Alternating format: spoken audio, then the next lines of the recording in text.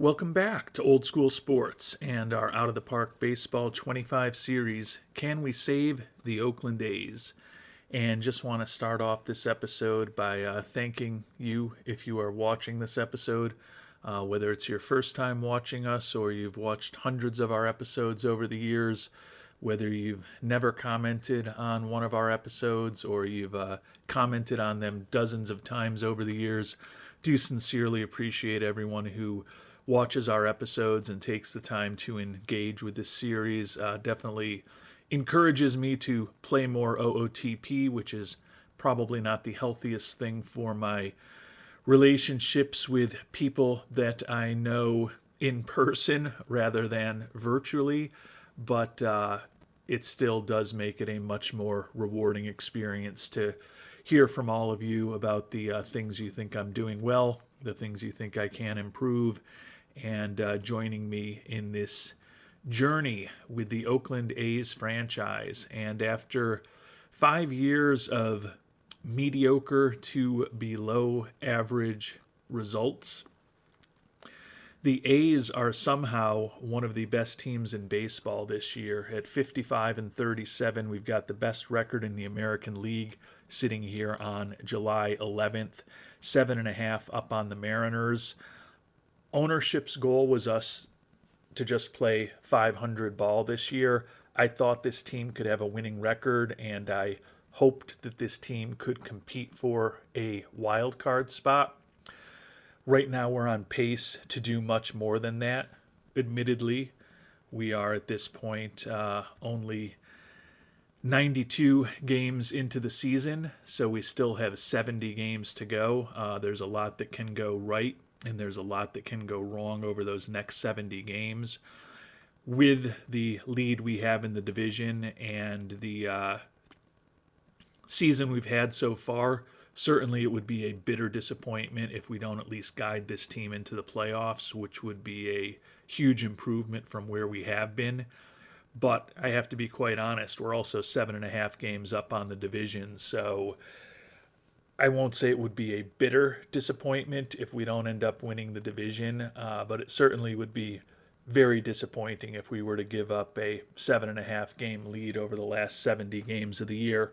Certainly not something that's unprecedented in baseball history, but don't want to be on the bad side of that history. We just completed the 2029 first-year player draft. Appreciate all of the thoughts ahead of the draft, which were very helpful to us, and then post the last episode where we went through our decision making around the draft. Appreciate those of you who liked the greater depth that we went into in that one. It's always a bit of a fine line to walk with these episodes. Some people like the long, very involved, detail-oriented episodes. There's also some that kind of prefer shorter episodes that cover more ground in a more efficient but less detailed fashion. So try to have a balance of those in the series, but certainly the hour and 10-minute episode where we didn't move forward a single day because we focused entirely on the draft was one of the more detailed that we will do, and appreciate those of you who enjoyed it and those of you who felt it was overkill. We probably will be a shorter episode and less detailed here today. There are a lot of interesting players on the trading block, and I think it's very conceivable that we will end up making some trades. I agree with the thoughts of several of you in the comments as far as a potential approach to free agency, or not free agency, the trade block, if I could speak properly here. Agree with what YME943 said. Edgar Pulido could be an interesting player for us to bring on board. Making $12.2 million, but 60% of it is already retained by the Yankees, so it's conceivable that we could not have a big financial commitment at all for him for the next couple seasons, or more accurately, next 1.5 seasons if we do take on that contract. But he has just missed 4 months with a torn labrum. He's literally beginning his rehab assignment in AAA today. We've got low scouting accuracy on him, so we're not planning on doing anything with him until we have a more accurate scouting report, figure out exactly what he looks like or what we think he looks like coming off of this injury. And I'm hoping that perhaps prices on some other players who are interesting to us come down. We've looked at Bautista and Diaz, the top end closers. The prices for them are crazy. Shota Imanaga could be an interesting left-handed starter. Andrew Nardi is a guy I really like. I think he could be useful for us as a left-handed reliever. We've had Colby Allard as a lefty reliever on our team in the past. So there's plenty of levers we could potentially press as far as the pitchers, and we'll continue to monitor them over the next couple of weeks as we get through the All-Star break and closer to the trade deadline. Don't necessarily see any obvious players that we want to add as far as position players.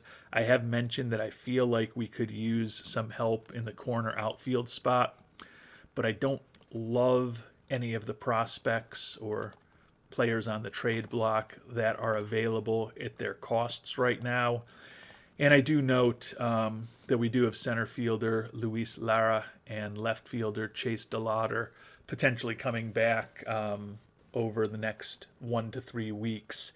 So we do potentially have some help coming organically through players coming off the IL. Still think we could upgrade there, but it's going to be something where I look to do trades on our terms. I'm certainly more willing to pay up for a rental this year than I have been in previous seasons.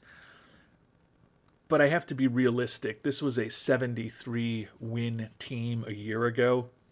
I feel like although we did supplement the roster with a few older players, notably the pitcher Nick Lodolo and the outfielder Byron Buxton, we also supplemented with a fair amount of younger players: Colt Keith, Hideki Arakawa, Charlie Condon, Agustin Ramirez on the pitching staff. Jackson Ferris is the youngest pitcher in our entire organization at the major league level, and he's a guy we picked up this past offseason. Mason Black, also in his 20s. So I feel like what we have now is certainly more sustainable than it was a year ago. I don't know that we have turned this team magically from a 73-win team to a team that's on pace to win in the mid to high 90s, though. So I think it's fair to expect some regression over these last couple months of the season.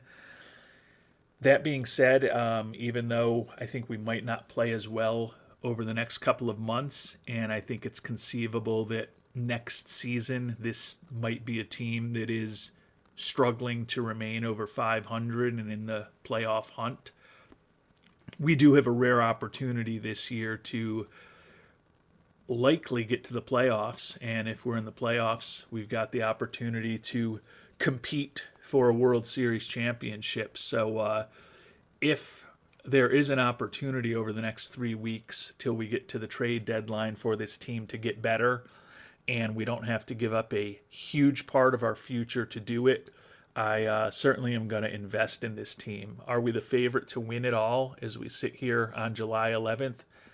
I doubt it. But if we get into the playoffs, do I feel like we've got a puncher's chance with the offense and the defense and the pitching that we've put together? I sure do. So if there's something we can do to win an extra game, win an extra series, and who knows, maybe shock the world and make a run all the way to the World Series, we're more than willing to invest some resources in trying to increase our likelihood of making that happen here in 2029. And we have gotten our scouting report back on Edgar Pulido, and he's still fragile as far as his injury proneness. He's pitched 1 game in Syracuse. only 2 hits, did allow 3 walks over 6 innings, so a pretty respectable performance, all things considered. Not a frontline starter, certainly. Average stuff, average control, movement a bit above average, stamina a little bit above average, holding runners kind of average, and a average to slightly above average arsenal of 5 pitches. Does have some positive influences in the clubhouse generally. Ground ball tendencies, only throws in the low 90s, but that's kind of where he's always thrown over the last 3 or 4 years. So I don't think he is a game changer. I'm honestly not sure even how much he helps us this year other than giving us depth. But the reason I'm still going to continue to monitor him is that both Kyle Bradish and Nick Lodolo are in the final years of their contracts with us. Bradish just asked us about an extension, and he's looking for $16 million a year over 4 years. As good as he was for us a year ago when he led the AL with a 2.66 ERA, he's kind of reverted back towards his career numbers this year with a much more average season. And Nick Lodolo, who got off to a slow start with us, but is now having an excellent year with a 10-4 record, 115 strikeouts in 103 and a third innings and a 3.48 ERA, is also set to become a free agent as well. And he is now looking for a very similar contract, $16.6 million a year over 5 years. I don't know that we can afford to bring either Bradish or Lodolo back, which would leave us with just Jackson Ferris, Mason Miller, and Bubba Chandler as holdovers in the rotation. Certainly Mason Black, who's been our stopper this year after we picked him up from San Francisco, could get into the mix to go into the rotation. If we bring back an Emmett Sheehan or a Patrick Sandoval, they could be also in the mix too. And Duncan Marston, who we picked with our first round pick, our first year of this playthrough in 2024, is in Double-A right now. We're planning on promoting him to Triple-A at the end of this month, give him some exposure there, and he's actually going to be out of options. His development has gone a lot slower than we anticipated, but Marston is a guy who could be in the mix for us as a starter next year as well. Short story long, given the way that I've talked about this, I think there is a potential role for Pulido on this team next year as a 4th or 5th starter, or even just an arm out of the bullpen. I don't think we want to invest a lot of money in him, though, so if we can get him at a decent price and the Mets are willing to maybe retain another 20% of his contract, so we're really only on the hook for $2.5 million a year or so, then that's something that might work for us, because although he's not a great player, I think he is a pretty solid 4th or 5th starter with what he brings to the table, and a potentially economical one at that, given what we'd likely be willing to pay for him and what we'd be hoping the Mets do as far as retaining part of his contract. And although we're really excited about the value we ended up getting in the draft and the fact that with the college outfielder Jake Ortega, who we've got signed and assigned right to Class A ball rather than rookie ball, we may have someone who can help us in the not-too-distant future. The results this draft week, not particularly impressive. We split the final 2 games against Houston, and then we actually dropped 2 out of 3 in San Francisco before making it here to the All-Star break. So as we sit here on July 16th, 57-40 record. The Mariners have cut the gap on us to just 6 games, so it's I don't want to say it's a tenuous lead, but it's certainly not an insurmountable one. No longer have the best record in the American League, as the White Sox have slipped past us, and the Cubs also have a better record than us as we sit here in mid-July. Tyler Soderstrom still having a career year, 329 average, 17 homers and 69 ribbies. And Colt Keith, despite missing about 3 weeks with an injury, having a career year as well, hitting .314, 22 homers, and 85 ribbies. Amazingly leading the American League by 7 ribbies, despite, as I said, missing 3 weeks, and I think about 18 potential games that he could have played in. Third in the league in OPS. Bubba Chandler is third in the league in ERA, and Nick Lodolo tied for second in the American League in wins midway through the month of July. So things going really well, but part of the reason why I think we're likely to regress is that the two best hitters on our team, Soderstrom and Keith, are both having career seasons. Unlikely they're going to keep up these blistering paces the rest of this year, and I think it's even more unlikely that they'll both have similar monster seasons a year from now. So I do think there's some regression coming, but as I said earlier in the episode, if this team doesn't make the playoffs this year, it's going to be a bitter disappointment given where we stand here at the All-Star break. And as we reach the All-Star break, our 57-40 record is still 4 games below expectations. We rank second in the American League in runs scored, first in runs allowed, and you can see we are leading the American League in pitching in every category except for walks, where we're 6th, and strikeouts, where we're 3rd. We're also first in the league in defensive efficiency and zone rating, and generally in the top 5 in almost every offensive category except for homers and walks and steals. So the season's going really well. We were actually just a barely above 500 team through the end of May, but in June and July this team has really caught fire, and you can see has played exactly .692 ball over the last month and a half. So would expect there to be a few All-Stars this year for our Oakland Athletics. Taking a look, and no Oakland A's from that dominant pitching staff that's leading the league in almost every category are named to the All-Star team. So hopefully the players will use that as some level of motivation going forward. Tyler Soderstrom and Colt Keith, we talked about both of them, both named All-Stars. And those are the only 2 All-Stars on our team, which we've had one All-Star most years. I think we have had 2 All-Stars once or twice through this playthrough. A little surprised with how dominant this team has been that there's only 2 All-Stars this year. But as I did talk about, Keith and Soderstrom are both having incredible seasons.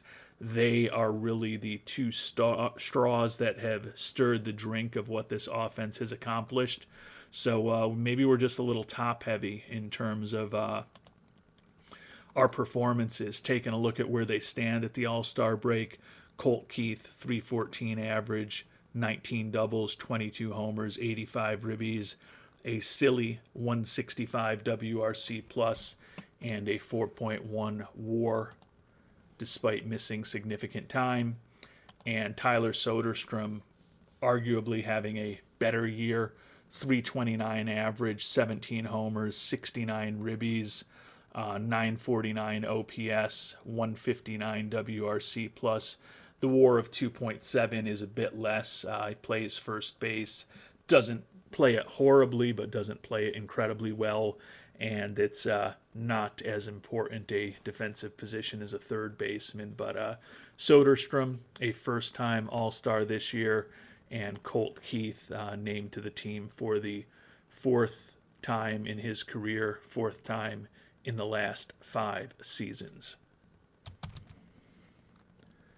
And in an update that I'm sure many of you will be interested in, the Home Run Derby featured Hidero Endo and Joe Edwards in the final round. So a couple of players that we've had on our team in the case of Endo, and we had an opportunity to bring on our team in the case of Edwards. Edwards went 5th overall in 2026. We thought about him with the 4th overall pick. didn't feel like we could do everything else we wanted to do in the draft with the money that we had available to spend and what Edwards was looking for. But his first full year in the majors is going very well this year. 271 average, 23 homers, 73 ribbies, and a 135 WRC plus, a 3.4 WAR for Razor Edwards, the excellent young third baseman for the Kansas City Royals organization. And he faced off on another third baseman, Hidero Endo, as we sit here heading into the end of July. Endo, who was with us a year ago, he was one of the cornerstones of the trade that brought us Colt Keith, hitting 217 this year. Does have 24 homers and 67 ribbies, so we know he can knock the ball out of the park. He struck out 168 times, though. WRC plus just slightly above league average, and his WAR is 1.2. So he's been a bit better this year, playing half of his games in Detroit rather than half of them in Oakland. Also, his second full season in the majors, so that probably helps as well after he came over from a long career in Japan. Still very happy with what Colt Keith has done for us, but it is kind of interesting to see Endo against Edwards in the 2029 Home Run Challenge as we think about what may have been.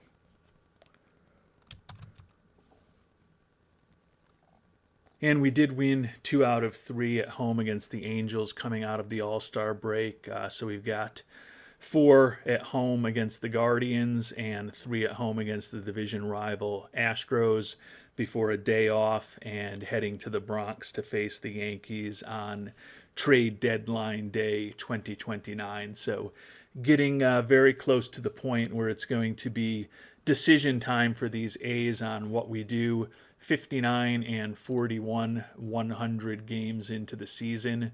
So if we just go 500 the rest of the way, that's 31 and 31, which gets us to a 90 and 72 record. So certainly would think if we play 500 ball the rest of the way, certainly think the team would make the playoffs, and hopefully that would be enough to get us the division title. We are still 6 up on the Mariners as we sit here heading into the final week plus of July. And as we have reviewed the top end of the market, it's a little interesting. Both Edwin Diaz and Shota Imanaga have exercised their no trade clauses. When we checked in on them a couple of weeks ago, that wasn't an issue. So a little bit surprising because our team is still in first place, as I said, 6 games ahead. We were a slightly larger lead before, but they seem to be willing to go and at least consider a trade then, and they may be interested in a trade at this point, but Oakland is not a team that they're willing to join. So that takes the 2 highest end guys who are still available as far as pitchers off of the prospective list for us. And we're still mildly interested in Edgar Pulido. As I talked about, I don't think it's necessarily a huge improvement this year. It just gives us another option to help backfill the likely losses of Bradish and Lodolo in this upcoming offseason. So if the price is right for him, he's someone that we still would consider bringing on board. Unfortunately, he's got a mild ab strain now, only going to impact him for 2 days, so it looks like it'll push back his next start just a couple of days. But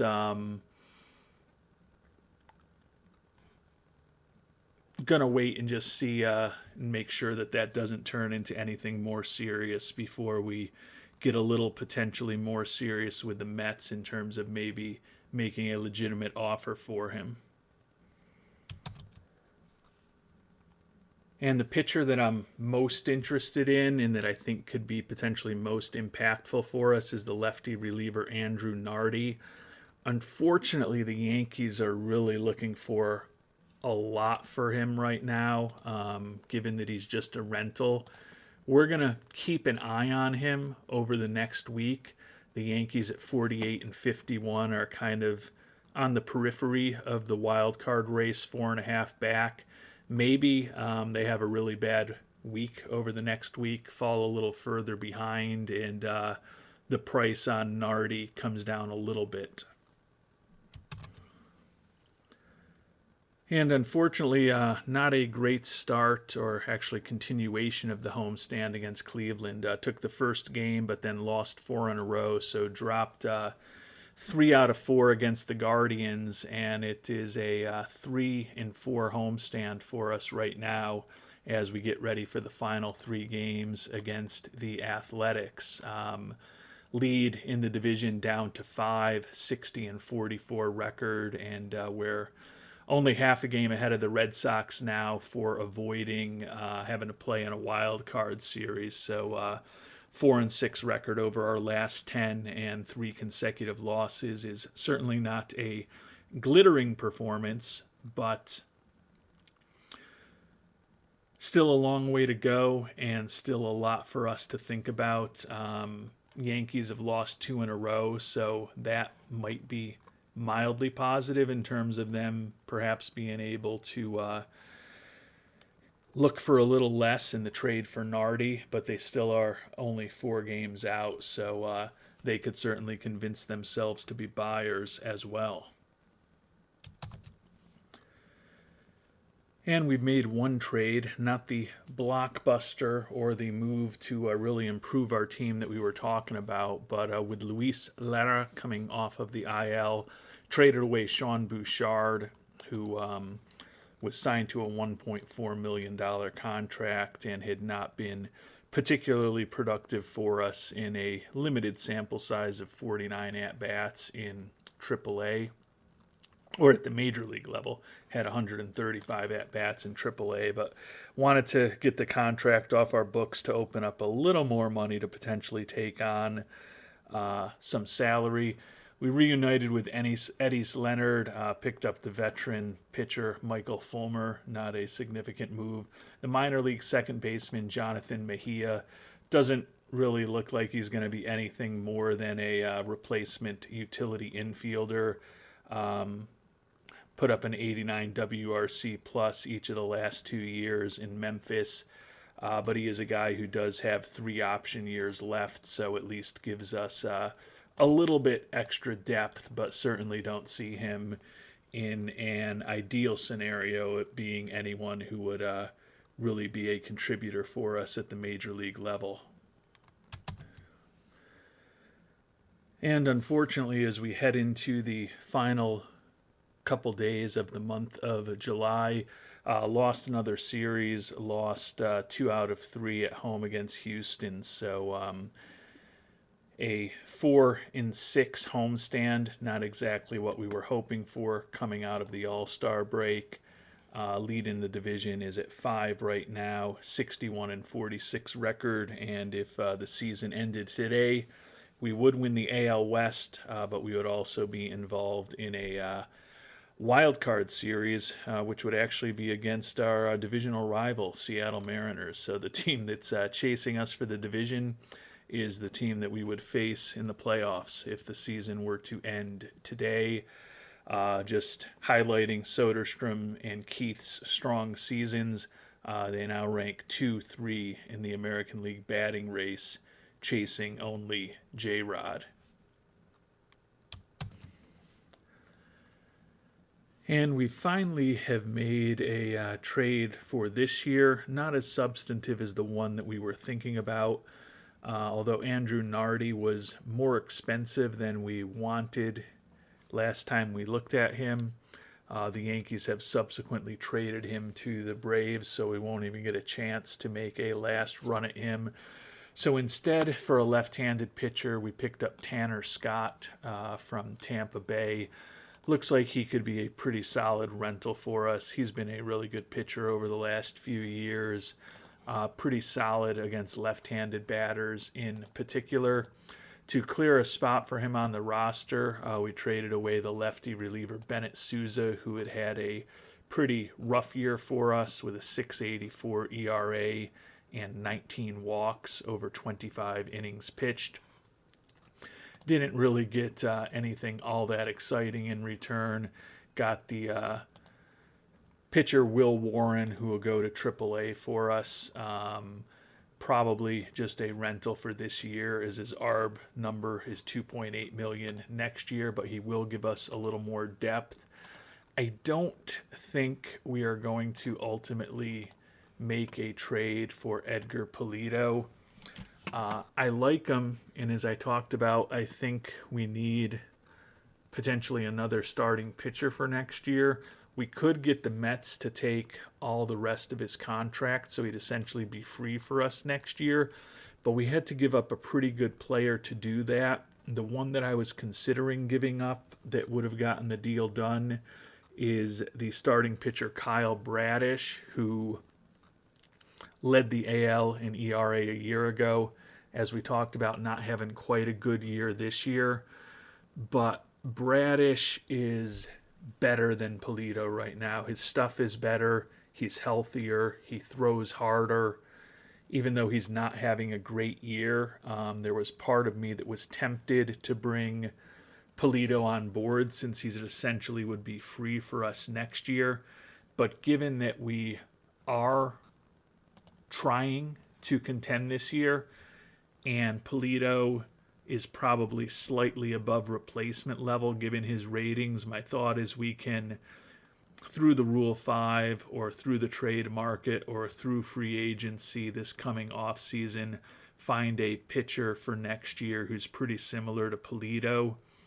And as far as this season, I think the team will be slightly better with Bradish in the rotation rather than Pulido. So I don't know if there's anything else we're going to do. We're going to move forward one more day.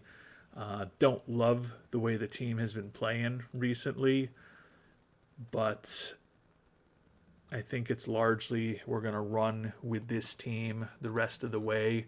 We've opened up a bit more money with some of those trades, which is helpful. Only a few days away from having Chase DeLauder come back, which should help the offense on the margin. I'm going to keep looking, but it doesn't seem to me like there's a real impactful rental for us this year, and the moderately impactful rentals that are still available, the prices to me are just unreasonable for the very tiny upgrades I think we'd be getting. And as we get ready for the trade deadline, we checked back in on Diaz and Imanaga just for the heck of it. They both still will not consider a trade to Oakland. I don't think there's anyone else that's a real impact player for us that's available at a price that I think is reasonable. We also took another spin through all of the potential batters on the trade block. We even looked at our old friend Hidero Endo and just didn't feel like any of the deals out there made a lot of sense. And with no deals out there, we've simmed ahead to the beginning of August. We did win against the Yankees on the road in our final game of the month of July. So as we sit here on August 1st, 2 months left in the season, we are up 5.5 games on the Mariners for the AL West, and we would still be facing the Mariners, hosting them in a 3-game wildcard series if the season were to end today. Soderstrom still second in the AL in batting average, leading the league in OPS, and Colt Keith still leading the league in runs batted in, as those two players, both all-stars this year, continue to have very good seasons.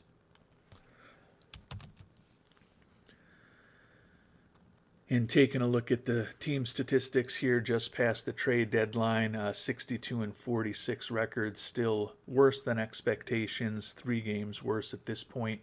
We ended up 14-10 in July, so it was still a good solid month, but not as good as it was when we checked in earlier with that 9-4 record. After that, we went 5-6 the rest of the month. dipped to third in the American League in runs scored, but still generally in the top handful of teams in most offensive categories. Still pretty significant progress from where this team has been in previous seasons. And we still rank first in runs allowed, and you can see other than fifth in walks and fourth in strikeouts, we are first place in every major pitching and defensive category in the American League. And hopefully that strong pitching staff that we bolstered a tiny bit with the addition of Tanner Scott will help carry this team to not just a winning record, but hopefully a first ever playoff appearance for this playthrough. And we will find out how August and September go and whether we are able to finally guide this A's team to a winning record and a playoff berth in our next episode. Until then, thanks so much for watching, and hope you have a great day.